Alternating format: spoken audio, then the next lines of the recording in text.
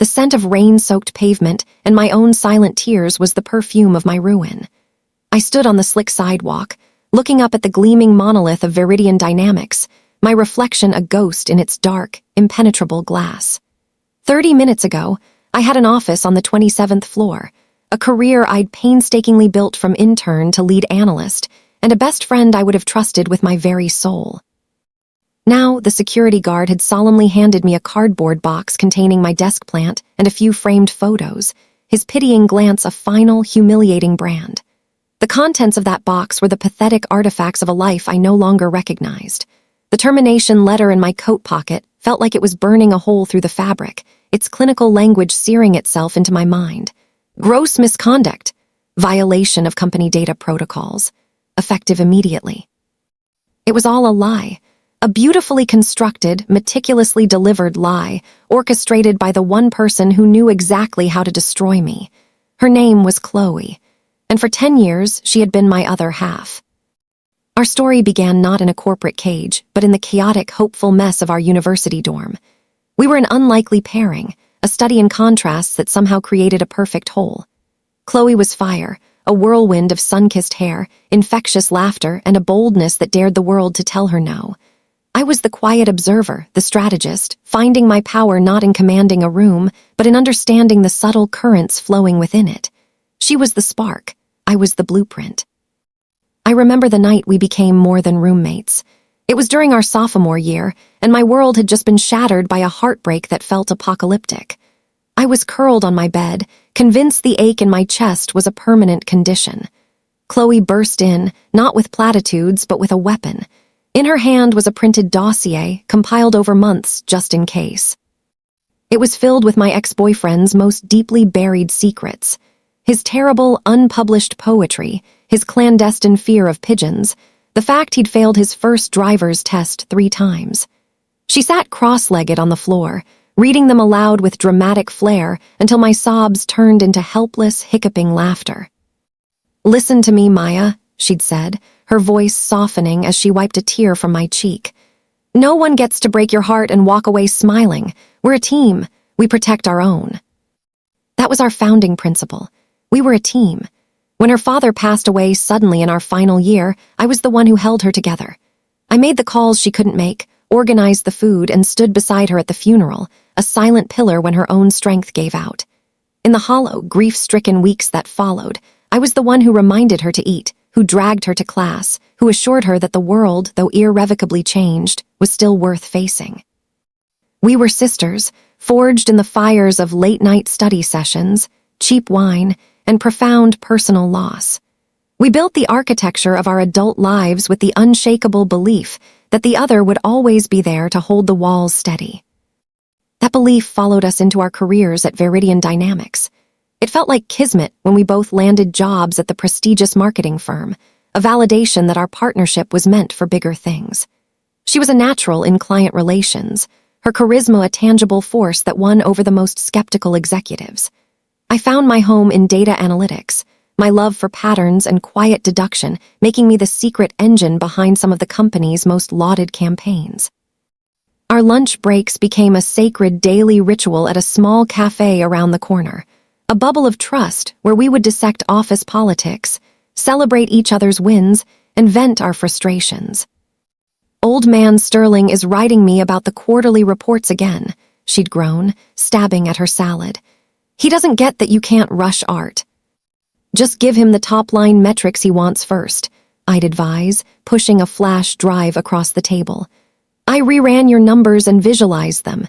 It's all there. He'll be too impressed by the graphs to ask the hard questions." She'd grin, that brilliant, conspiratorial grin that had always been my signal that all was right in the world. "You're a genius, Maya. What would I do without you?" I truly believed we were invincible. We had a pact, spoken and unspoken. We rise together. But the corporate ladder is a narrow, treacherous climb, and it has a way of forcing choices that test the very foundations of loyalty. The first fissure in our seemingly impervious bond appeared with the Vortex campaign. It was my project, my brainchild. For months, I had lived and breathed demographic data, spending nights and weekends cross-referencing consumer behavior patterns until I'd identified a seismic shift, an untapped market that would revolutionize our clients' approach. The night before the major pitch to the board, my nerves were a live wire. Chloe came over, as she always did, with a bottle of wine and a listening ear. I spread my notes and slides across the living room floor, talking her through the complex data streams, the predictive models, the sheer, beautiful logic of it all. She listened, her eyes wide, asking sharp questions that helped me refine my delivery. "They're going to be blown away, Maya," she'd said, her voice filled with genuine awe. "This is it. This is the one that puts you on the map." The next day, in the sleek, cold silence of the boardroom, I presented my findings. I laid out the roadmap to what I was sure was a landmark achievement. Mr. Sterling, a man with a face like granite and eyes that missed nothing, listened impassively. Then he leaned forward. "The data is compelling, Ms. Vance, but your model projects a significant long-term demographic shift. How do you account for the potential erosion of our core consumer base during this transition?" It was a nuanced, difficult question, one I had a nuanced, brilliant answer for. But before I could draw a breath to speak, Chloe's voice, smooth as honey, filled the room. "If I may, Mr. Sterling," she interjected, leaning forward with a confident smile. "That's the most elegant part of Maya's framework. The model uses a phased integration, see here." And she proceeded to articulate my answer, using my exact words from the night before but delivering them with her trademark persuasive flair. The board was captivated. Mr. Sterling's stern expression melted into one of approval. "Excellent synergy, you two," he'd said, his gaze lingering on Chloe. "A powerful combination of deep analytics and masterful communication." The campaign was approved. The credit, however, had subtly, irrevocably shifted. The cold knot that formed in my stomach that day was small, but it was the first seed of doubt. I told myself that was what partners did. They stepped in for each other. They were a team. I was a fool. The true Viper revealed its nature when Mr. Sterling announced his retirement. The director of client strategy position, the job we had both, in our private dreams, coveted, was now open. The air in the office changed instantly. The friendly competition that had always existed between us curdled into something sharper, more desperate.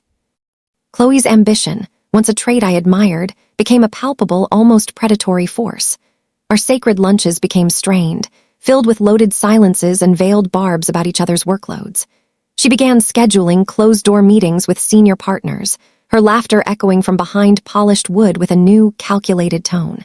She'd casually probe me about my progress on my new project, the Ether Initiative, but her questions no longer felt like support, they felt like reconnaissance.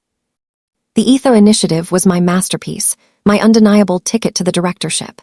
It was a revolutionary customer engagement model, and the preliminary data was so explosive it felt like holding lightning in my hands.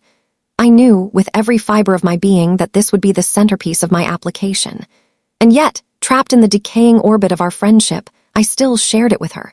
I needed a sounding board, and she was, after all, my Chloe, the one who had the dossier.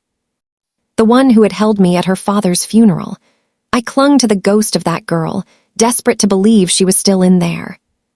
One late night, the office silent and hollow around me, I sent a private, confidential email to my old professor, a renowned ethicist in data science. I was wrestling with a minor, but important ethical dilemma within my model, a question of anonymization thresholds that could potentially, under a very strict interpretation, brush against the edges of client privacy. It was the kind of conscientious, professional doubt that separates good analysts from great ones. I laid out my concerns and my proposed solutions, seeking his wise counsel. The email contained honest, professional phrases like navigating potential privacy gray areas and ethical tightrope. It was a testament to my integrity. I sent it without a second thought, my trust in the confidentiality of a mentor-student relationship absolute. That email was the weapon Chloe had been waiting for. She just needed to twist it in her hands. The day of the final interviews dawned bright and cold. I walked into Veridian, my portfolio under my arm, my heart a frantic drum against my ribs. I was ready. My presentation was a work of art, my data unassailable. I never made it to the boardroom. An HR representative with a face like a closed door intercepted me at reception. "Ms. Vance, Mr. Sterling needs to see you, immediately." The walk to his corner office felt like a march to the gallows. When I entered, the air was frigid. Mr. Sterling sat behind his vast, empty desk, his expression a mask of cold disappointment. And there, seated in the plush chair beside him, was Chloe. She wouldn't meet my eyes, her gaze fixed on her hands, which were folded demurely in her lap. The picture of pained duty. "Maya," Mr. Sterling began, his voice devoid of all warmth, "we are facing a very serious situation. We have been made aware of a profound breach of company protocol and ethics." He slid a sheet of paper across the desk. It was a printed copy of my email to my professor. Key phrases were highlighted in violent yellow. Privacy gray areas, ethical tightrope. My breath caught in my throat. The world tilted. "Chloe," Mr. Sterling prompted, his voice gentler now, "please explain what you brought to me." Chloe lifted her head, and when she spoke, her voice was a trembling, heartbroken thread. "My God, this is so hard. When you told me you were cutting corners on the ETHA data, I didn't want to believe it. I told myself you were just stressed about the promotion. But when I accidentally saw this email on your screen confirming you knew it was unethical, that you were knowingly risking client data, I had a duty. To the company. To everyone here." She painted a masterpiece of deception. My private ethical seeking was perverted into a confession of guilt.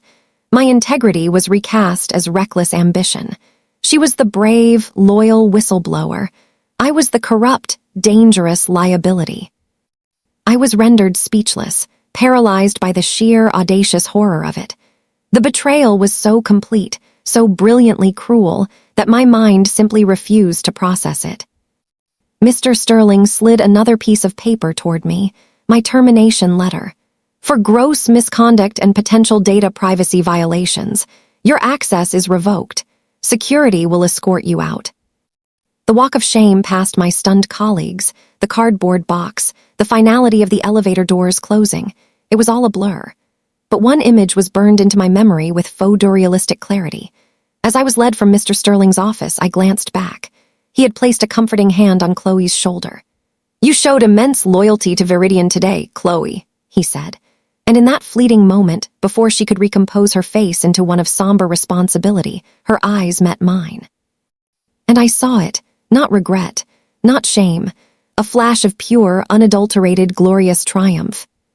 Standing in the rain, the ghost in the dark glass, I felt the cold shock begin to recede, burned away by a new, terrifying heat. It started as a single, glowing ember in the pit of my stomach, a nucleus of absolute, undiluted rage. It was a clarifying, purifying fire. She had taken everything. My job, my reputation, my friend. But she had forgotten who I was. She had forgotten the quiet girl with the dossiers and the blueprints. She had mistaken my loyalty for a weakness to be exploited, instead of the greatest strength she had ever known. She wanted a war, and she had just armed her most formidable enemy. The rain fell for 3 days.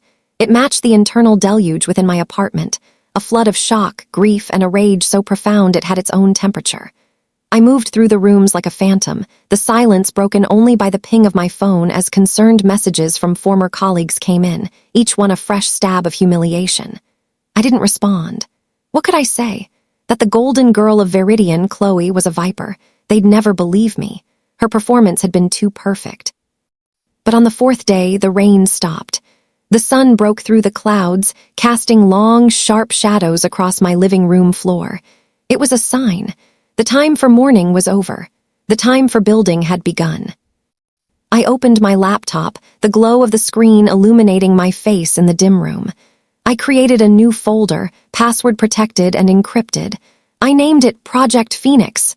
It was not a project of rebirth for myself. It was a blueprint for her cremation.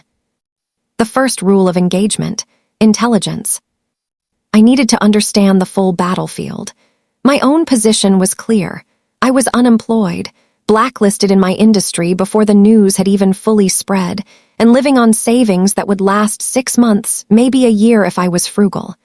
My war chest was limited, but my will was infinite. My enemy, however, was riding high. Through the carefully curated window of social media, I watched her victory tour.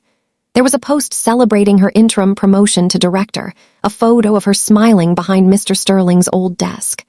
Another showed a lavish dinner at Le Cile, the city's most exclusive restaurant, the caption reading, "Celebrating new beginnings, so grateful for a company that values integrity. Blessed." The hypocrisy was so thick I could taste it, a metallic, bitter flavor on my tongue.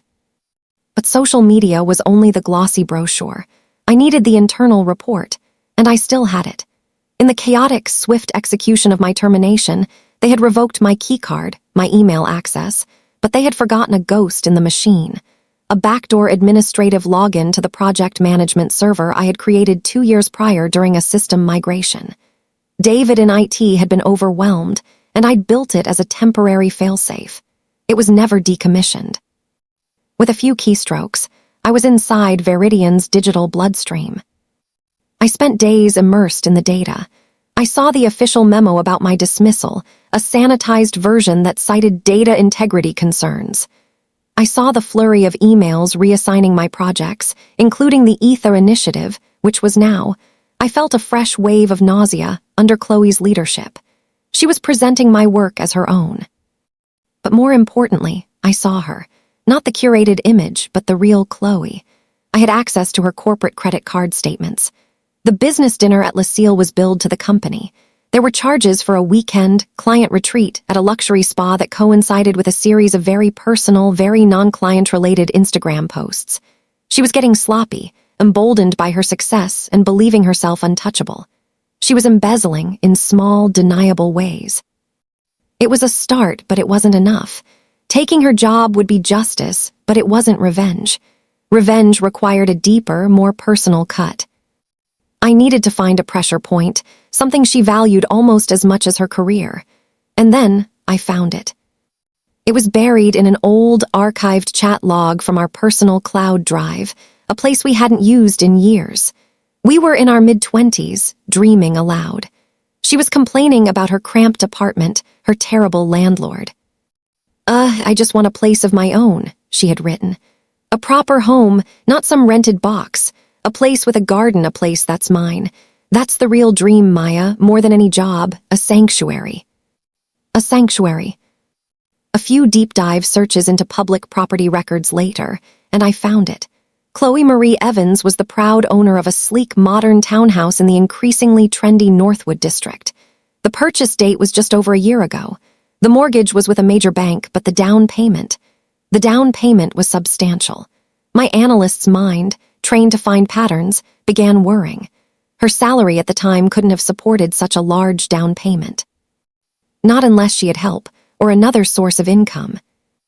I cross-referenced the date with her corporate card statements from that period. A week before the closing date, there was a curious thing. A bonus payment from Veridian, processed outside the normal payroll cycle, labeled as a client acquisition success fee. The amount was a round, suspicious number that matched the exact shortfall in her documented savings for the down payment. It was a ghost payment. A quiet, off-the-books bonus from Mr. Sterling, perhaps. A reward for loyalty that predated mine. The pieces clicked into place with a satisfying, terrible finality. Her job had bought her that house. The house that was her sanctuary. And I was going to take it from her. The plan began to form, not as a single act, but as a symphony in 3 movements. First, I would destabilize her professional standing. Second, I would trigger a financial crisis. Third, and finally, I would orchestrate the public collapse of her meticulously constructed life. Movement 1 began with a whisper campaign. I created an anonymous, encrypted email account. I didn't send a broad, screeching accusation. That would be dismissed as the rantings of a disgruntled ex-employee. Instead, I sent a single, carefully crafted email to the head of internal audit, a woman named Margaret Finch who was known for her by-the-book ferocity, and who, according to the company directory, had no love lost for Mr. Sterling. The email contained no wild claims. It simply stated, "For the integrity of Veridian's financial controls, a review of all non-payroll discretionary bonuses issued to client relations personnel over the last 24 months is recommended. Cross-reference with corporate card expenditures for duplicate reimbursements." I attached no documents. I provided no proof. I was simply planting a seed in the most fertile soil possible. Margaret Finch would water it herself. Next, I turned to Chloe's greatest professional weakness. She was a brilliant presenter but a mediocre strategist. She could sell an idea, but she couldn't build one. And now she was responsible for the Ether Initiative, my complex, beautiful child. She didn't understand its guts, so I decided to give it a slow, internal bleed. Using my server access, I began making tiny, almost imperceptible alterations to the live datasets feeding into Ether. I changed variable weights by fractions of a percentage point. I introduced minor, time-delayed corruptions into the predictive algorithms. The initial reports would look fine, even promising. But in a few weeks, the model would begin to spit out bizarre, inconsistent recommendations. The crash would be slow and inexplicable. It would look like incompetence, not sabotage. It would erode the confidence of the clients. She was now charged with managing. While the digital termites I'd unleashed began to chew at the foundations of her professional life, I moved to movement two, the financial squeeze, the townhouse, her sanctuary. I knew the mortgage was her single biggest expense. To threaten it, I needed to attack her ability to pay for it. The anonymous tip to internal audit was the first step. A formal investigation would freeze any chance of further discretionary bonuses. The impending failure of the Ether Initiative would put her new director's salary in jeopardy. But I needed to accelerate the timeline. I needed a catalyst. I found it in the form of a landlord-tenant lawsuit from her past, the one I'd discovered during my initial investigation. I obtained the full, unsealed court documents. The details were glorious. Thousands of dollars in damages from a wild party, including a ruined designer rug and a chandelier that had been pulled from the ceiling. The real Chloe, the one she hid behind a facade of professional competence, was a reckless, irresponsible party girl. I packaged the lawsuit documents, the evidence of her corporate card misuse, and a detailed breakdown of the suspicious bonus and its link to her down payment. I did not send this to Veridian. Instead, I sent it, from another untraceable email, directly to the underwriter at the bank that held her mortgage. The subject line was simple: concerns regarding borrower integrity and financial conduct. Banks are notoriously risk-averse. An ongoing internal investigation at her employer, coupled with evidence of financial misrepresentation and a history of property destruction, would trigger an immediate risk review. Her mortgage would be flagged. They might not foreclose, not yet, but it would make her financial life complicated. It would raise her blood pressure. It would make her sanctuary feel less secure. I leaned back in my chair, the blue light of the screen the only light in the room. The pieces were in motion. The seeds of doubt were planted in her office. The seeds of financial ruin were planted at her bank. The seeds of professional failure were already sprouting in the code of her flagship project. She was still smiling in her new office, still posting her blessed life. She still felt like the victor. But far below, in the dark, the foundation was already cracking, and she didn't hear a thing. The weeks that followed were a study in controlled patience. I became a ghost in the machine of Chloe's life, watching the digital breadcrumbs of her impending collapse from the shadows of my anonymous server access. My own existence had narrowed to a single, burning purpose.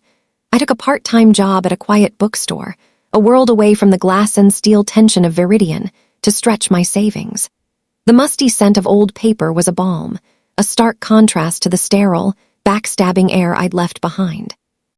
By day, I was Maya the bookseller, helpful and unassuming. By night, I was the architect, reviewing my blueprints for ruin. The first movement of my symphony began with a quiet, administrative tremor. My anonymous tip to Margaret Finch in internal audit had been the perfectly placed seed. I watched through the server as a new, encrypted folder appeared in the finance department's drive.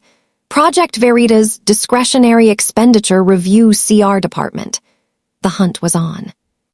Chloe, basking in the glow of her new title, was likely oblivious to the quiet, methodical woman from audit who was now scrutinizing every client dinner and team-building retreat she had ever expensed. The second movement, the slow sabotage of the Ether Initiative, began to bear its poisoned fruit. I saw the confused emails first. The junior analyst on Chloe's team, a bright young man named Ben, emailed her with concerns. The conversion metrics from Cohort B are diverging wildly from the projections. The algorithm seems to be prioritizing low-value engagements. Can we review the core assumptions? Chloe's reply was a masterpiece of bluster and deflection. The model is sound. Ben focus on presenting the top-line growth. The nuances are too complex for the client at this stage. But the client, a sharp, no-nonsense retail chain, was not so easily placated.